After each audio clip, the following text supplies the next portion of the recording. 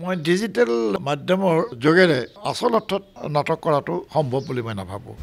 আৰু এতিয়া মই টকা খুজিবলৈও যাব নোৱাৰোঁ আকৌ খুজি পেলাই মই নাটক কৰিবও নোৱাৰোঁ সেইটো মানসিকতা মোৰ নাছিলোঁ আজিও নাই কাইলৈও নাই যদি কোনোবাই দুলাললৈ পাৰে বুলি বোলে আমি পইচা দিওঁ আপুনি কৰক সেইটোতো দেখা নাপালোঁ আৰু এটা কথা মই উপজাচি মোক দে নাটকখন মই কৰিম সেইটো কৰিব নোৱাৰোঁ নেভাৰ আৰু মই কোনো ধৰণৰ নিম্নগামী নিম্নমুখী নাটক এই নৈৰ পাৰত পুখুৰীৰ মাজত নাটক কৰা ব্যক্তি মই নহয়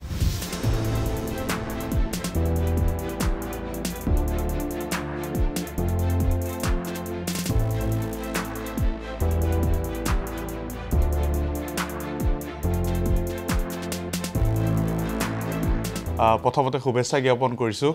ধন্যবাদ ধন্যবাদ এই যি বঁটাটো পাইছে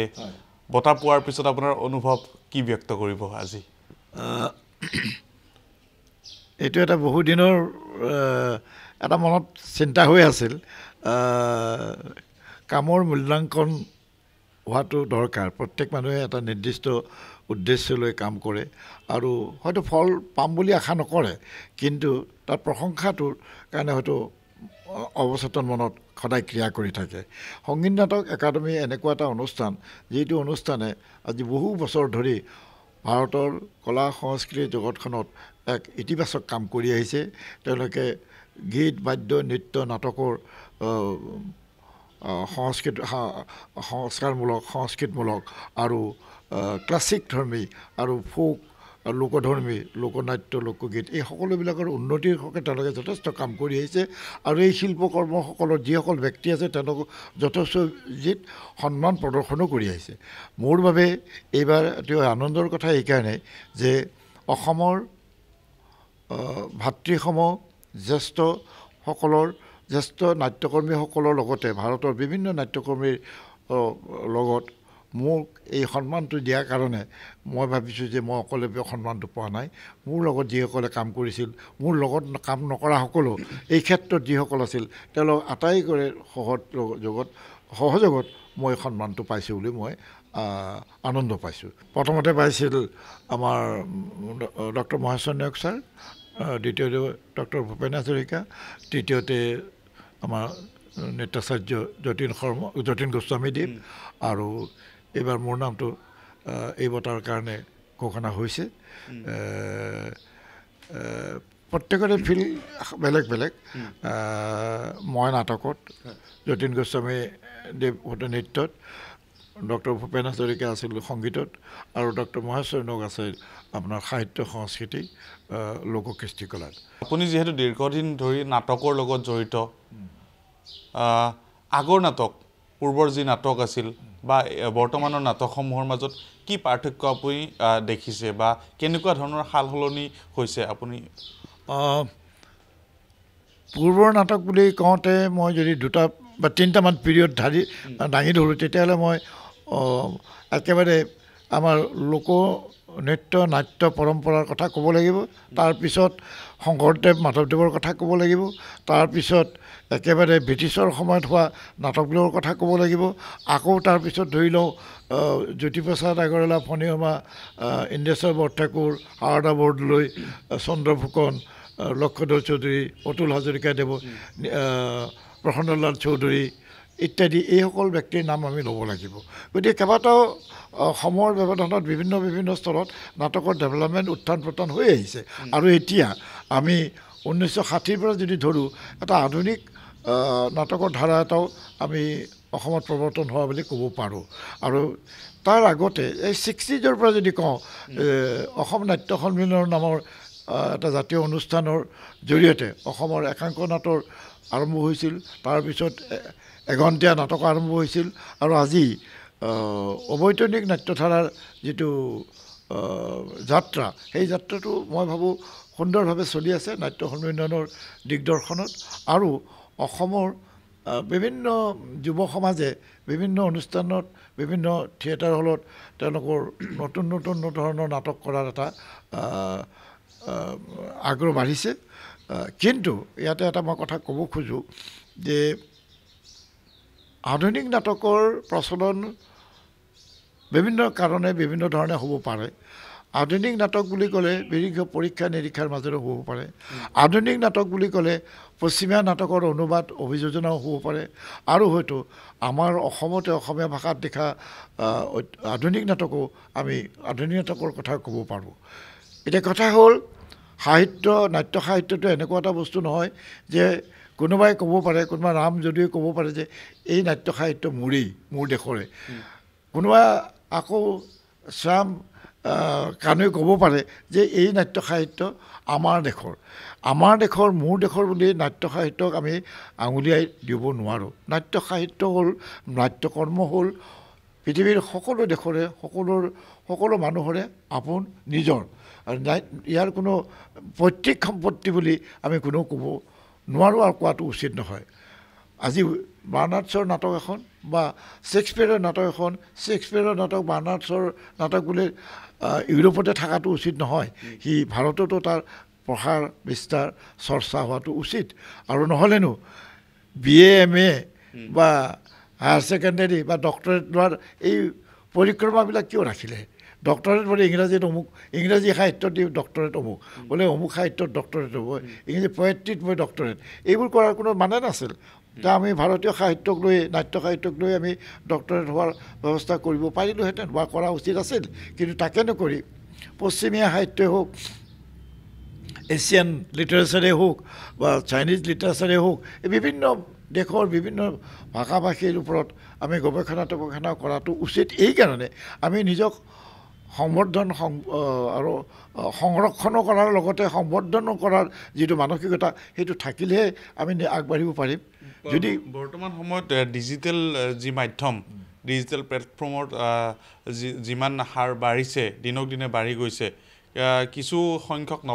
নৱপ্ৰজন্মই আকৌ ৰিলছৰ প্ৰতি আগ্ৰহী হৈছে। কিন্তু আৰু কিছু সংখ্যক যদি আমি ডাইৰেক্টৰ চাব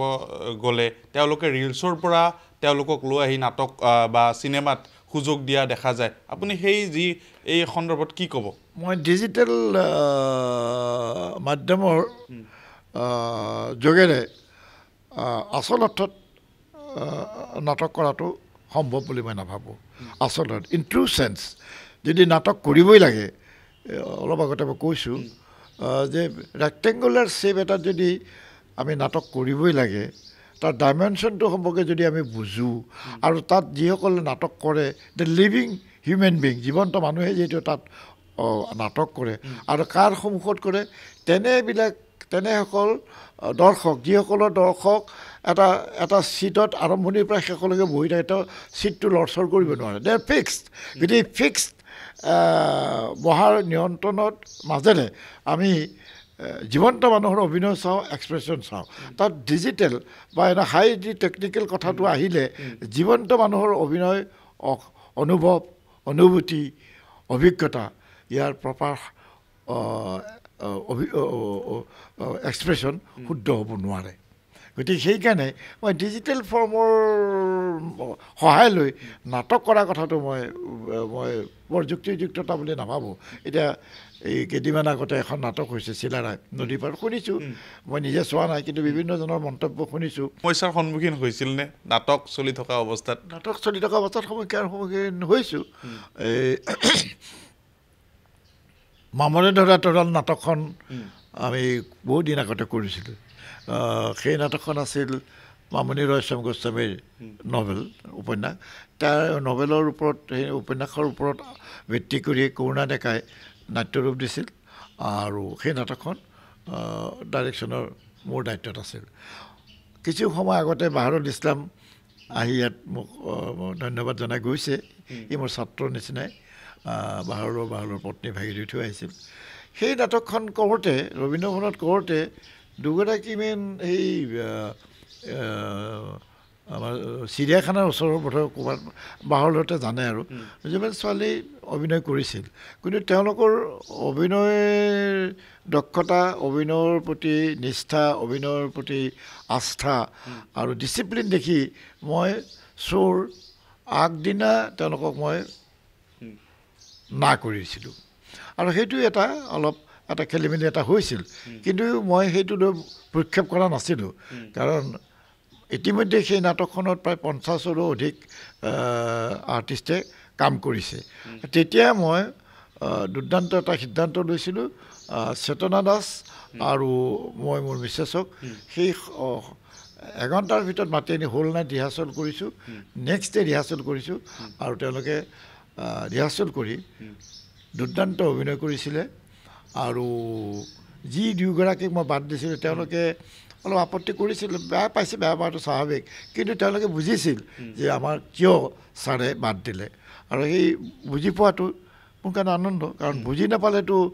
আমুক হৈ থাকিলেতো নাটকত কাম নচলে গতিকে তেনেকুৱা এটা ঘটনা হৈছিল আৰু নৱপ্ৰজন্মক লৈ ভৱিষ্যতে কেনেদৰে আগবাঢ়িব নাটকটো ইতিমধ্যে মই আজি 2 বছৰ আগতে অঞ্জনীয়া ভকত বুলি সত্ৰৰ শিষ্য ভকতবিলাক কেনেকৈ যায় কি কৰে এইটো মই লিখিছিলোঁ এতিয়াতো আৰু 3খন নাটক মই লিখিছোঁ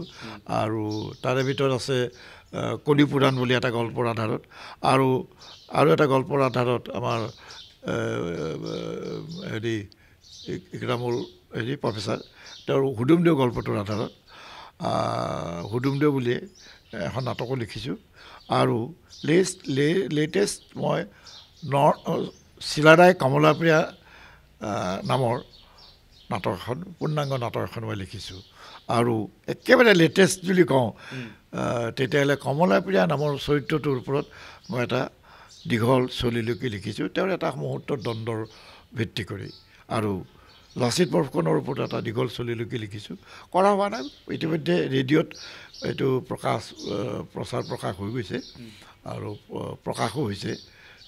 দৈনিক অসমত এই কমলাপ্ৰিয়াটো এতিয়া চাওক কোনে কি কৰিব পাৰে টেলেণ্ট লাগিব যথেষ্ট কষ্ট দীঘলীয়া চলিলৈকে এইমাত্ৰ অলপ আগতে আলোচনা কৰিছিলোঁ বাহৰুল ভাগীৰথী আৰু আমাৰ বেংকৰ SBI বেংকৰ মেনেজাৰ কলিতা চৰুত প্লেয়াৰ যে লগত এইটো নতুন প্ৰজন্মক লৈ কৰাৰ বহুত ইচ্ছা কিন্তু নাটক কৰাটো ইচ্ছাই আৰু কিন্তু ফাইনেন্সিয়েল হাৰ্ডশ্বিপটোক অতিক্ৰম কৰিব টান পাইছোঁ আৰু এতিয়া মই টকা খুজিবলৈও যাব নোৱাৰোঁ আকৌ খুজি পেলাই মই নাটক কৰিবও নোৱাৰোঁ সেইটো মানসিকতা মোৰ নাছিলোঁ আজিও নাই কাইলৈও নাই যদি কোনোবাই দুলাললৈ পাৰে বুলি বোলে আমি পইচা দিওঁ আপুনি কৰক সেইটোতো দেখা নাপালোঁ এই 80 বছৰত মই কাকো দেখা নাপালোঁ সেইটো মই নিজেই নিজৰ হেৰি কৰিয়েই চাকৰি কৰা সময়ত চাকৰি ফালৰ কৰিছোঁ আৰু বাকী কোনোবাই নিজে আহিছে ক'ৰবাত কিবা কৈ মিলা মিলিকৈ কৰি আহিছোঁ আৰু ধৰক সংগীত নাটক একাডেমি পেট্ৰনাইজ কৰিছে বা কোনোবা এটা বেলেগ অনুষ্ঠানে পেট্ৰনাইজ তাৰ বাহিৰে এই ট্ৰু চেন্সত কোনো পেট্ৰনাইজ কৰিবলৈ দেখা নাই হয়তো এইটো মোৰ দুৰ্ভাগ্য হয়তো মোৰ ইনএফিচিয়েঞ্চি হয়তো মোৰ এইটো দুৰ্বলতা বুলি কয় বা যে ই কি পাৰিব বুলি মানুহে তেনেকৈ ভাবিব পাৰে যাৰ কাৰণে ওচৰত আছে কাৰণ মই আৰু এটা কথা মই উপজাচি মোক দে নাটকখন মই কৰিম সেইটো কৰিব নোৱাৰোঁ নেভাৰ আৰু মই কোনো ধৰণৰ নিম্নমুখী নাটক বা এই নৈৰ পাৰত পুখুৰীৰ মাজত নাটক কৰা ব্যক্তি মই নহয় কাৰণ আৰু মই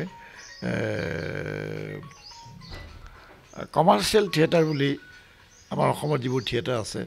তেওঁলোকে তেওঁলোকৰ নিজা ধৰণে কৰিছে মই আপত্তি কেতিয়াও কৰা নাই কিন্তু মই এইটো কথা কৰিম যে কমাৰ্চিয়েল থিয়েটাৰৰ লগত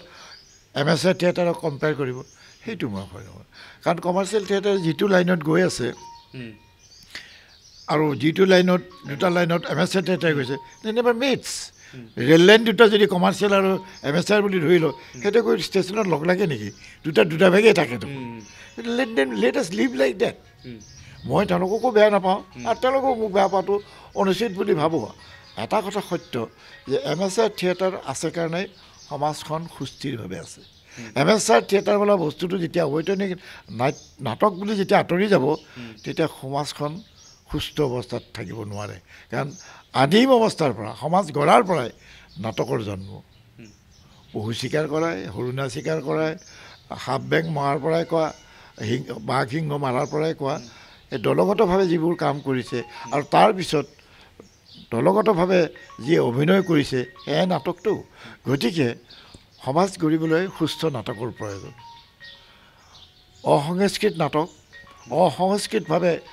কোনো কামেই কৰা উচিত নহয়